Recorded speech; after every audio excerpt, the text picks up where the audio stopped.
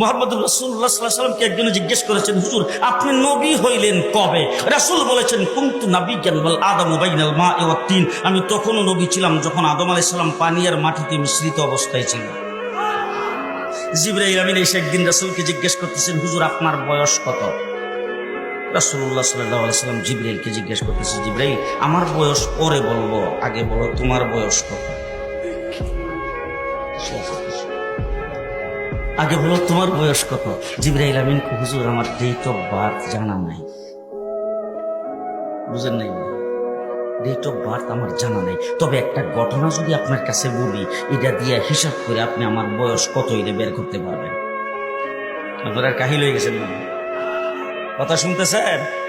জিবরাইল বলতে শুধু একটা ঘটনা বললে আপনি হিসাব করে তারপর আমার বয়সটা বের করতে পারবেন। যখন এই কথা বলছেন, রাসূল বলে কি ঘটনা? বল হুজুর আমাকে যখন আল্লাহ সৃষ্টি করেছেন তখন আমি আরশের নিকটে দেখতাম একটা তারা উঠতো, একবার উঠলে ৭০,০০০ বছর থাকতো।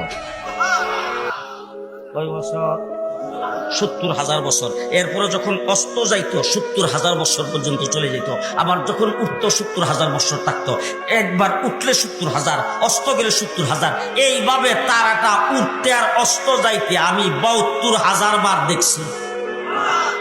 হুজুর এখন হিসাব করে আমার বয়সটা কত এটা আপনি বের করে নেন। রাসূলুল্লাহ সাল্লাল্লাহু আলাইহি সাল্লাম বলেন, হিসাব করার জন্য তো ক্যালকুলেটর মেশিন লাগবে, সেই মেশিনটা তো এখন নাই, হিসাবটা পরে করব।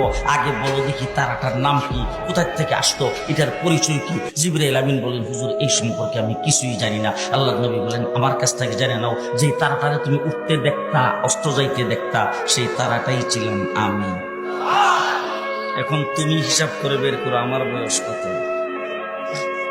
রাসূল বলছেন, আব্বালু মা খালাকাল্লাহু নূরি। আর এক রাওয়ায়াতে বলছেন, আব্বালু মা খালাকাল্লাহু রূহি। আল্লাহ পাক সর্বপ্রথম আমার নূরকে তৈরি করেছেন।